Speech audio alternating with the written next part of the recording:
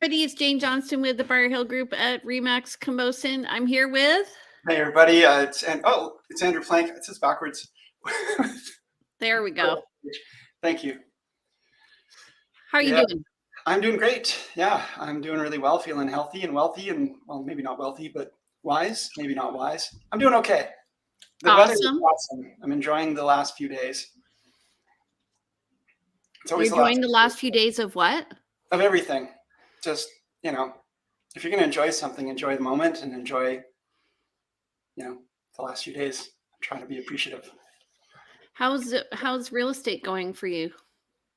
It's been actually funny for me because what I've realized, last year was a banner year. This year already is doing quite well, but not like last year for sure. and it's been a little bit more. I'm always a little self-reflective in terms of my business, and I tend to do work on my business rather than in it. So that's kind of interesting and fun. But yeah, somebody asked me the other day, do you love your business? Do you still love it after 15 years? One of my clients asked me this, and I said, yeah, I really, 16 is it? Okay, 16 years. Who's counting? Jane and I got licensed at the same time. So yeah, I still love it. There's times that I, find it frustrating and bothersome, and there's times when I just really, really love it. Most of the time, clients are amazing. Every once in a while, you get somebody that it's a little harder to work with. But overall, it's a really interesting business, and one of the things I really like about it is it's always different. There's always something different going on. Yeah, and always a different cat in the background. Yeah. I'm surprised there's not like more. Callie screams now when Sid chases her, and it's like a blood-curdling, horrific scream. So we're not murdering anyone here.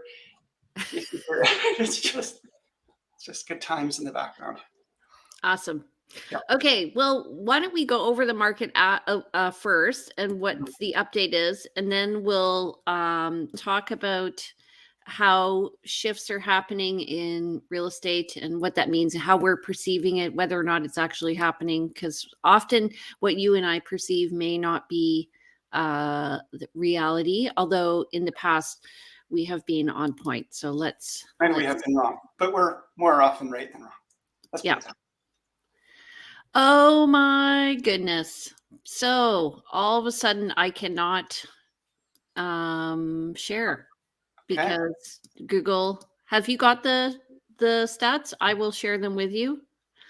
Okay, Gmail, I've got the stats here. Let me see if I can pull this up and share a screen. Okay, well, I'll do the first part.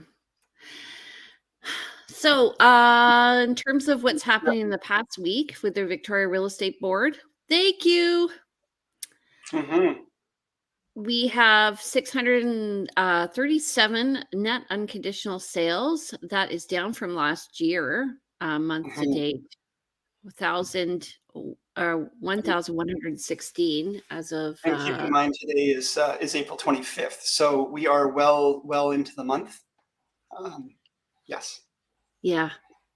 New listings, 1,064, also down 30% from last year, which was 1,516 for the whole month. And active listings, we're at 1,305 compared to 1,454 for the month of April 2021. Now, in some of our past shows, we've talked about the active listings numbers, and they've been down closer to the 1,000 mark. Did they get under 1,000? Yeah, they did. I think that was around December. That's pretty common to have much less active listings, but we've been really, really low on listings, but they are starting to bump up again. The new listings you can see are still lower than last year. I'm just going back up what you just talked about, but I just want to briefly comment on them. But yeah, that net unconditional sales at 637 is definitely, that number is surprising and interesting. And it's spoken further in the next range, which we'll go into now, this lower one, Market Watch. So we've got 345 new listings in the past week.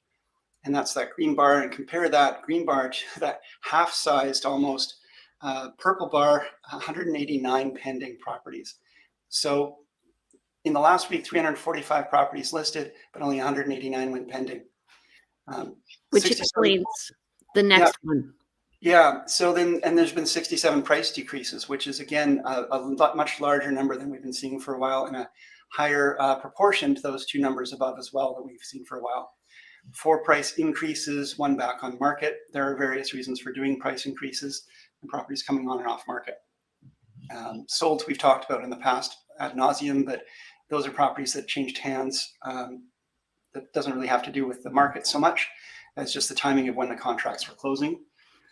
11 properties actually expired unsold. So they went through a full listing contract. Listing contracts tend to run about a month to 3 months. They can run up to a year or whatever, but most of the time they're a month to 3 months, I would say, and usually 2 to 3 months is more common. So 11 of those expired unsold. 3 properties withdrawn. Any comments on that, Jane? Yeah, so actually the minimum length of a contract is 60 days. I think they dropped that. Oh, did they? Yeah, I'm pretty sure they dropped that. Okay. Yeah. We do a minimum of 4 months, and we fully expect to sell before that, but we do that just because we don't want to be signing paperwork halfway through when we're negotiating a transaction. But the expired is interesting to me because I've actually been working with some clients recently, and I noticed they were interested in a property, 2 of them actually, where the property was priced at a certain point, and then the agent dropped it below threshold. And I'm going to call it the tale of the 2 listing prices. So what's happening is often when you see the market, do you want to take that off? I can do that. Yeah. Often when you see pricing, and if you look at market value, and here's the top part of the market, and here's where like the main part of the market is. If an agent lists in the top of that triangle, before they were reaching an outlier, but I would say over the past 2 years, agents were still trying to list in that main part of the where the market value was, where the main people were looking. And what we're seeing now is some agents actually starting to list a little higher. And so then the listing stalls. And so when I talk about the tale of the 2 listing prices, one agent had listed at 1.5 something. And then they came back and they listed at 1.49. And when they listed at 1.5 something, they had crickets, like no action. When they brought it below 1, I think it was 1.489, they got 6 offers. Mm-hmm. And it sold for 1.6. Yeah. Yeah, exactly. Are you finding that you're having much longer sort of success orientation meetings with your clients, like when you're first getting started with buyers, having to explain the market and all of its peculiarities? I mean, it takes a long time. It's a very weird market, and so trying to explain to people that when you see a price point. So what I've been seeing, like what you're commenting on, there are people who are listing a property at a price it would sell at, but they're not getting offers, and then they lower the price to something that's a ridiculous price, and then they get a whole bunch of offers, and then we are. The thing is, I think people are entrained to and expecting the properties will go above market, and so it's become a self-fulfilling prophecy, and it's an unfortunate one. The properties are listing at unrealistic prices, and if you list at a realistic price, you're punished. So it's hard because the basic consumer says, why are people listing at these ridiculous prices? Well, we're punished if we list it at the price it would actually sell for.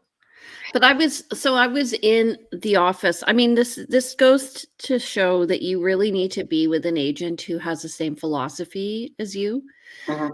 Because I was in the office the other day, and this agent was proving a very good case about why you should list higher and negotiate down. And I'm like, I totally disagree. I mean, to their point, it was, you should be listing where you think that is your reservation price, where your reserve price, where you're not going to go below. I agree. That's what I suggest to clients too. Yeah. But so if there's a price range, don't list at the top of the range. You're going to be punished. Price at the lowest price you'd actually be willing to accept. Yeah. But at the same time, then I'm involved in other listings where there's still 12 offers because, and the 6 offers, I mean, that was a difference of 3%. The list price was a difference of 3%, and they got $100,000 more. Mhm. Sorry, they got $100,000 more by When they getting. went down 3%. I see. Yeah. So you just have to look. What I do is I go look and see what's listed, where it's listed, where the activity is happening. And talking about being punished, I actually lost a listing because they want to list in August. And I'm like, well, I can give you a strategy, but I'm not giving you a price. I can give you a price right now, but I don't know what the price will be in August. And you lost the listing because of that. Yeah. Wow. Yeah. I mean, people want information that they can dig into, I guess. But I mean, we can't predict what's going to happen in August. And if we give a price for August and the market changes dramatically and you're still stuck to that price, that's going to be problematic for everyone. I mean, that goes back to what I was saying earlier when you said, how's my day? I mean, you got to live in the moment and you've got to live in the market at the moment. We could do a market analysis for a client. And this is what we're going to be talking about today. You could do a market analysis for a client and the market is telling you this, and you look at all the past and it's telling you this, and then the market could turn on a dime. And then you on the market for 2 weeks, 3 weeks, a month, and your client's saying, why haven't we sold? And you're saying, well, the market's shifted. And you say, but you told me this price. The market's shifted. So the one thing that I really learned from COVID was that the market can shift on a dime. Yes, and both ways. And this is the thing that I'd like to just sort of touch on. We're going to talk about, I think we're talking about the market today, but right now it looks like there's some sort of shift coming in the sense that there's been a change in consumer sentiment. There's been a change in more listings coming on. Actually, I want to go back to that slide for a moment, but it's been more listings coming on. With COVID, we dropped off a cliff when COVID first hit, and the market went way down, but then it rebounded really rapidly. And so we can't take the last week and make a future prediction about it. We can talk about probabilities, we can talk about what might happen, but we can't really say for sure. You have to be smart. Yeah. I want to go back to this screen that we were just looking at, because I want to comment on one other thing when we look at these stats. And Jane, I want your comments on this, but it occurs to me when we look at the new listings at 345, green bar, and the pendings at 189. You know, this new listings, what happens is in this market, and what we've been talking about somewhat, is people are listing low and waiting a week to look at offers, 5 days, 6 days. So the fact that there's 345 new listings came on this week, 189 when pending, those 189 when pending were from the week before of listings. So if next week we see, closer to 300 sales or so, that's going to be because it's catching up from this week. What do you think of that? I think you're overanalyzing it, but yes, I agree. Well, the thing is, because this is spring and this is when people are bringing properties to market. And okay. so there's a lot of marketers. This is a big spike at 345 over what we normally see as well for properties coming on market. I agree. And if you were to look at the market over the course of the year, you will see that there's a natural fluctuation. And what Andrew's saying is right now we're seeing an abundance of listings coming on. But when we're looking at the pending is then showing what happened a week ago. And so we're really a week behind. The data on one is a week behind the other. However, that being said, there are bully offers that are still happening. And so we can't sort of generalize one way or another. Personally, I always try and list above or before April and May, because that's when the peak of listings just naturally happens. If you look at how fast the market's going and what you're talking about, list to sale ratio, that's more something that happens in February. Things will start to slow down because now, if, for instance, I took a client out on Saturday and they wanted to see 7 properties and we got in to see 6. So then what happens is the mindset of the buyer is, you know what? I have choice. I'm going to wait. Whereas before it would be like, I want to see 6 properties and we get to see 1. And so then they have to write on it. And there's also like the mindset of the buyer themselves, like what is it that you're pricing and how many have just sold and how many of them are out there and what are the options and where does it fit in the main scheme of thing when you're looking at pricing? Because sometimes you just may be hitting a gap in the market and that is what's needed. And so it will go fast. You know what I mean?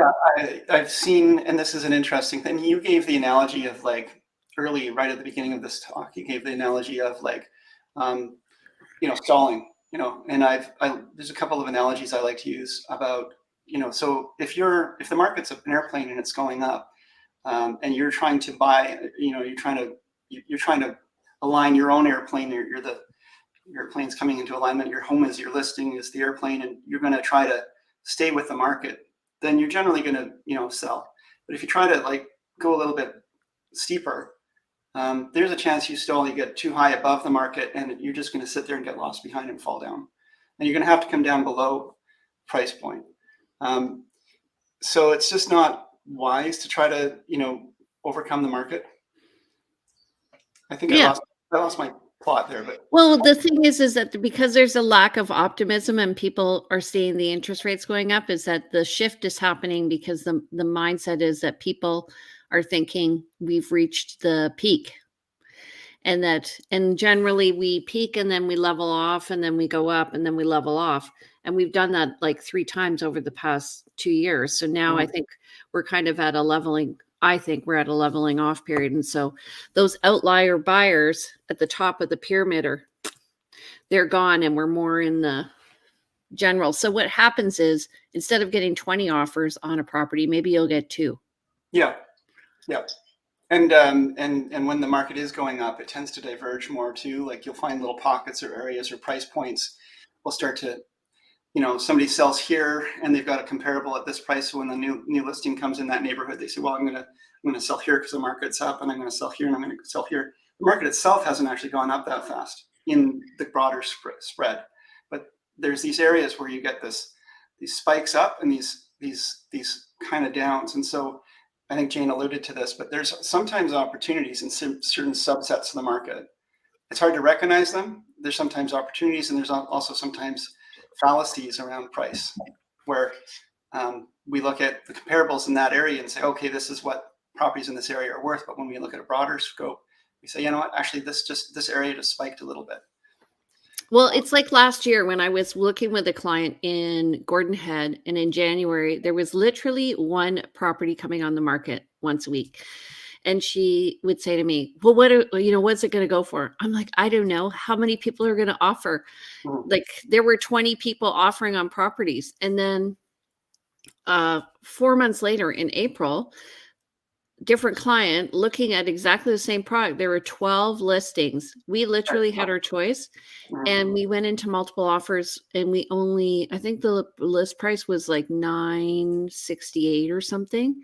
And before they were selling for 1.1, we got it for 976 or something like that. Like it, and it was just timing because there was choice. And so there were more than one place for people to offer on. And this is the dilemma for most buyers, is because they think, well, and I've seen buyers completely lose out from this, waiting a year to buy. The mindset is, there's no selection now, so maybe there'll be more selection later and I can get a better price later. You may have more selection later, but if the markets continue to go up, you may have been priced out of the market. But people want to wait to see that. So there is a bit of a dilemma there. Yeah, so Yvonne, who is a stager, she's in Calgary. She says, does it change the mindset of the seller that they now feel they need to present it better instead of thinking they can sell as is?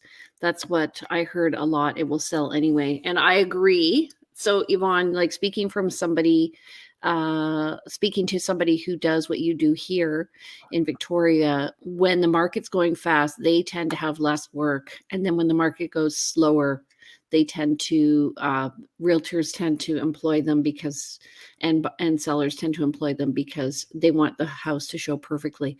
And I've always been of the opinion, stage your house, because Yeah. I mean, the thing is that regardless of the market, sure, everything will sell in a certain market, but if you want to get the absolute top dollar and your place is staged and looks better than everything else, it's still going to pay more than pay for itself. yeah, But and I think there's you an never attitude that everything sells and I'm going to get above my asking price. So why am I concerned about it? But it's an investment and you'll get more.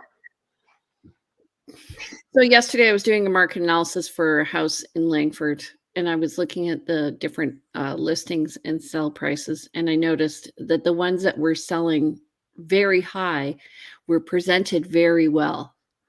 Mhm. And the ones that weren't, they were essentially the same house, but they just weren't presented well. And so, yes, absolutely, you do need to stage. And Yvonne is an amazing asset. So please connect with her if you live in Calgary. Yvonne Lanstra, Lanstra. Does she have a company name or a Yeah, website? she does. I'll find it. Okay. She was a guest on our show. Yeah, that's right. Anyway, I want to go back to the thing you were saying about listing before the market hits the most activity. You said, you like to list in March or April before you kind of get into the other stuff. I like to use another analogy, which is fishing. If you put your hook in the water before the salmon are coming into the inlet or into the bay, then you're going to catch the salmon when they arrive. And the buyers are the salmon, of course, and they're coming, as we know, in the spring. But if you put your hook in the water after they've all gone, which is going to be, July, August, they're off in Mexico, not Mexico, but they're off, enjoying the lake. There's not so many buyers. It's just not the same time. So don't put your hook in the water before. You don't want your hook in the water too long. The bait gets stale. But hey, come on. Don't expand on this. But you know what I mean? Like you can't catch something if the fish aren't there, and the fish are the buyers, and you've got to put your hook out there. You've got to put your home up for market, and the more attractive it is, staged, for example, the more nibbles you're going to get. okay, so we're talking a lot about listings, but what about buying?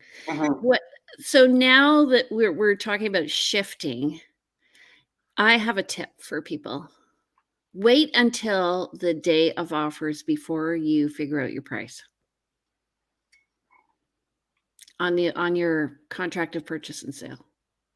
Before you wait until you're going to make your offer. But I mean, you still need to do some research into the market and look at comparables and all of that. So you're just saying you've done the research, but on that day is when you select the price, the final price. And so you're talking more game theory, like I'm going to select my price based on, okay, how many other offers are there and how many other properties are up for offers this day that are comparable, and how am I feeling today? And ask the listing agent how many offers are in. Yeah. The problem is you get everyone standing on the sidelines waiting to find out. And so I find that can be a difficult strategy to do. I sometimes ask my clients to prepare 2 offers, actually often. And one is, the assuming you're not competing, which good luck. But assuming you're not competing, let's put that offer forward and let's get that offer started right off the bat. And then we can put your offer in play. And then the other agent, the listing agent, can get out to the market and let everyone else who's interested know there's an offer in play. That may actually get some people who are on the fence to not offer. Yeah. And then if you find out you're competing, then you submit your second offer. Now, one time that almost bit me because I told the agent repeatedly, if you get another offer, let me know and we'll improve. This is our, first shot across the bow. And that agent saw our offer and thought, oh, that's so low or whatever, because it was asking price. That we weren't going to be in the running. So then her business partner called me to say, look, we've got another offer. I was like, okay, great. And we submitted an offer and we won it. Yeah. But for the most part, I find that that strategy is a strategy I like, because for one, I don't want to be waiting till 2 p.m. on the Tuesday to find out there's now 1, 3, 5 offers and make my price strategy based on that. Well, I do. Mhm. I do, because I just want all the information before I make the offer. and- But anyway, sometimes what I found being on the listing end is sometimes people don't ask the question, they submit an offer, and anyway. And they just let it ride. I find it funny that people assume they're competing and sometimes they're not. And so you sometimes get an offer submitted before there's any competition that is unconditional and $50,000 above asking. How is that doing your clients a service if you're bringing that offer and then there's no other offers come to the table, or just one? So having the other offer in your back pocket, and yes, being able to shift at that moment, but you are ready to go. And so if there's some information that comes to light, absolutely, I'm calling my clients. I'm saying, look, this is what's happening. What do you want to do? Let's move our offer around a little bit. Yeah, and buyers, keep your cell phones on. Oh, great. There's nothing worse than, or even sellers, there's nothing worse when you're dealing with an offer and all of a sudden, you have information you have to pass on. You can't get in touch with them. Mhm. But anyway, it's so there is a shift going on. There are possibly more properties on than previously. I mean, it's still, if this had happened 2 years ago, then we would have said this is an excellent market. So we're just a bit jaded, I think, now, because we have so much experience. What does Karen, our president of the board, have to say? Perhaps the buyer really wants a property, Andrew, and doesn't want to compete, so submits their highest and best offer immediately. Correct. And also, sometimes maybe they have a history of not winning in the past, and so then they submit and they just go all guns a-blazing. Right. But if there's no other offers in, why are you going to put in the highest and best offer? The reason for making a really, really good offer, and we see this we're talking about when people are holding off offers till like Tuesday or Wednesday. If you're looking at a property that's just listed and they're not holding offers off, then absolutely there's a strategy and a benefit to making a really good, acceptable offer that the seller doesn't have to take too long to think about. So there's not an intervening offer. I'm just saying that if they're looking at offers on a certain date and time, and especially in a shifting market that we're talking about, there could be that nobody else comes to the table. And so well, I think also sometimes people know that sellers are listing expecting more, and so the buyer may offer more because they think, and this has happened where the contract has been altered and the seller won't accept a lower or asking price. Yeah, and that happens too. And that comes back to getting that information from the listing agent, from talking to your clients, them making an informed decision. It's ultimately their choice, talking it through. But Okay, so let's think about preemptive offers. They often come in substantially higher and try to stop other offers. Yes. yeah, absolutely. And so what a preemptive offer is if you say you're going to look at an offer on Thursday and then Tuesday an agent submits, or even sometimes they do it on like the Wednesday night. So it's just a little before everybody else, and it's getting in there and catches everybody off guard. And the purpose of the preemptive offer is that it will allow the first buyer a bit of an advantage, because everybody else will be playing catch up. Potentially. Or it entices the seller just to work with that offer right away. If it comes in Wednesday and they're looking at offers Thursday, it may not, and the seller's already aware of how much activity there's been. If they've had only 3 showings in the last week and somebody brings a preemptive offer well above asking, they're going to probably look at that pretty seriously. If you've had 35 showings, it might be a little different. Well, a preemptive offer is also being something where it's usually over asking. This is what she's saying. Mm-hmm. So Yeah. Karen, maybe you can comment if that's right. And generally they tend to be about 10% over asking. And the reason for that is because the buyer's saying, okay, well, if I offer you 10% over asking, I'm thinking you're going to take this offer because this is what you're likely to get in multiple offers anyway. And I just want you to consider my offer only. And that preemptive offer is usually not open until the Thursday when they're looking at offers or what have you. It's got a limited time span. It's got an expiry date, and the seller has to think about whether or not that buyer is going to be back at the table with everyone else and if they're going to get better. And people sometimes roll the dice and win, and sometimes roll the dice and lose around preemptive offers. Right. And so if you don't want a preemptive offer, you can tell your agent you don't want it. You sign a piece of paper and they let everybody else know. And if you are considering preemptive offers or whatever, I mean, I would say don't say no now that the market's shifting. So let's talk more about, we keep saying the market's shifting, the market's shifting. Why do we feel the market's shifting? What is going on with the market that we say it's shifting? And do we think that this is a long-term shift? You've mentioned and said, and I agree, we're probably more like arriving at plateau. We're probably looking at a time where there's going to be more inventory. We may be looking at a time when there's a shift in strategies. But why do we feel this way? What's going on in the market that makes us feel this way? So I work both sides of the market. It feels like when I'm listing a little higher, sometimes there are less showings happening. And I find that people are less likely to engage in multiple offers right now. And this is all dependent on list price. Okay. So this is working with the seller, and also I'm finding that for buyers, some of them are waiting to see, now that they see more product coming out, they're waiting to see what else is coming out. They might be able to get a better property than what they're seeing currently. Now, we always see in the spring more property coming out and more inventory coming. So this is not uncommon to see more inventory at this time of year. And we often see a bit of a pause, right? But we're also hearing, and the media is telling us that, there's certain markets are overpriced or, reaching a really unaffordable level, Vancouver, Toronto, Victoria. We're seeing news from, we're seeing communications from the federal government about a cooling off period.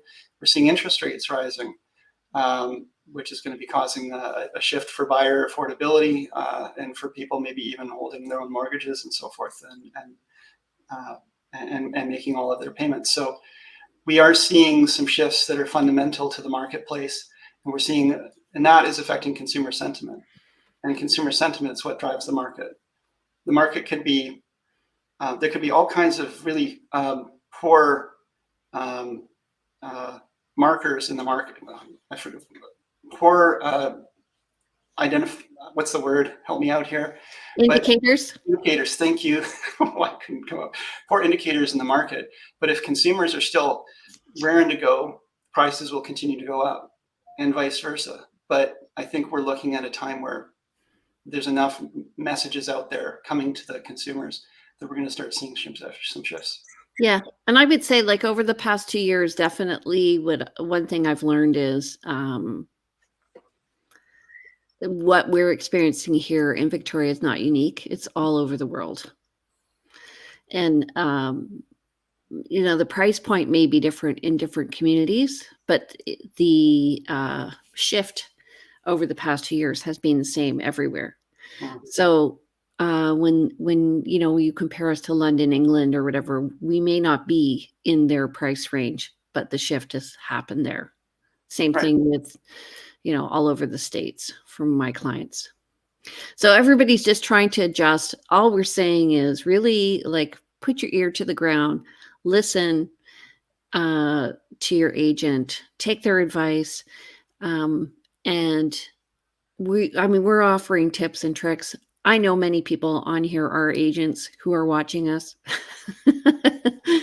So just play it smart, and, don't spend extra money if you don't have to, and be smart. I think, the thing is you can look at this, like, if the market shifts, how do we deal with that? If the market doesn't shift, how do we deal with that? What do we believe is going to happen here? But there's different strategies that are going to come about based on different markets. Karen says, do you want to post that? Sure.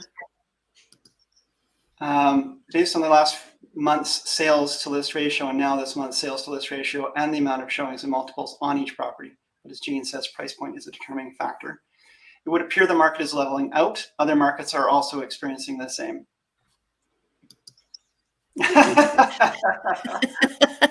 I love to hear you. That's a big compliment.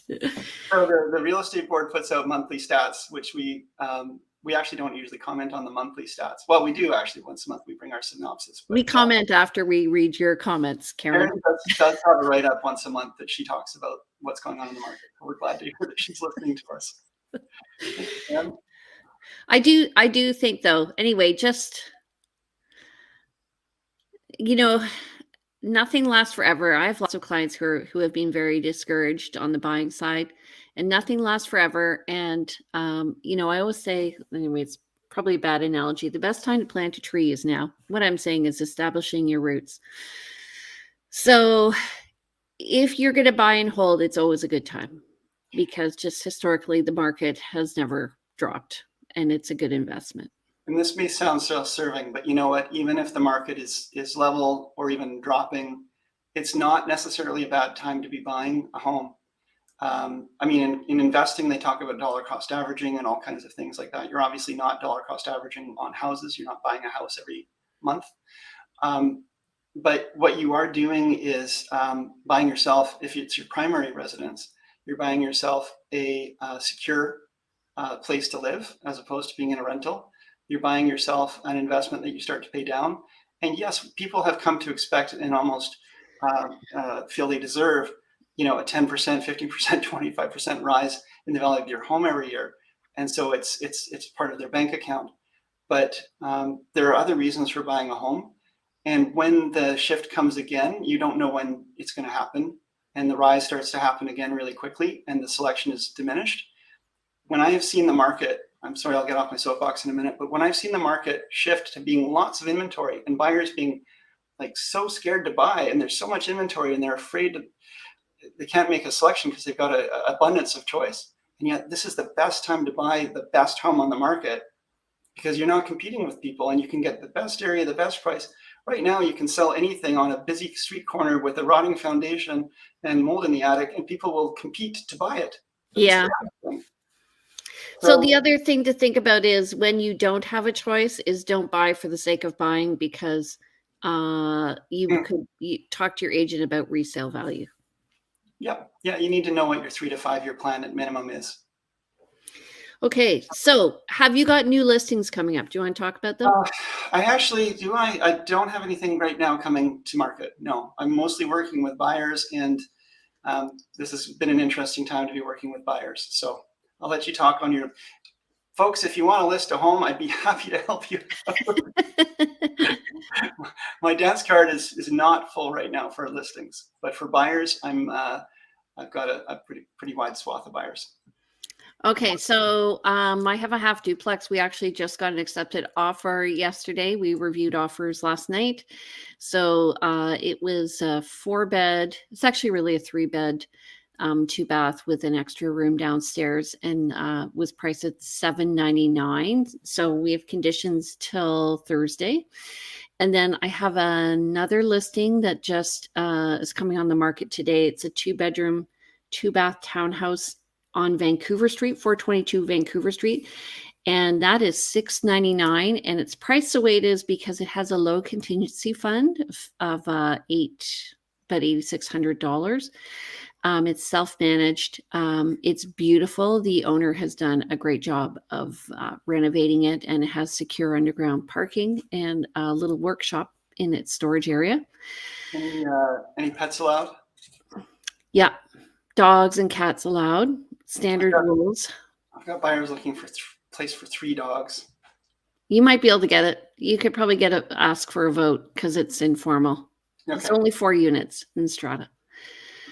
Okay, so then, and then I've got a 2-bedroom, 2-bath condo in Sydney, right on the water by the Marina Park Marina.